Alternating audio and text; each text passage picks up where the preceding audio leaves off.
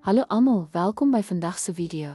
Ons gaan kyk na hoe is en besigheidsstrategie mekaar kruis en hoe hierdie verhouding organisasies help om 'n mededingende voordeel te kry.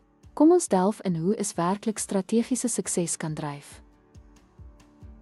Is aktiveer strategiese besluite deur middel van data, verbetering van doeltreffendheid deur vaartbeleide prosesse en dryf innovasie deur digitale oplossings aan. Is ondersteun doelwitte soos markuitbreiding via handel, digitale bemarking, markanalise en skaalbare wolkoplossings wat maatskappye help om kliënte te verstaan en effektief te groei. Dankie dat jy ons video oor die beleining van is en besigheidsstrategie gekyk het.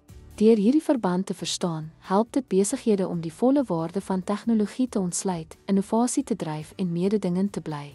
Sien jou volgende keer.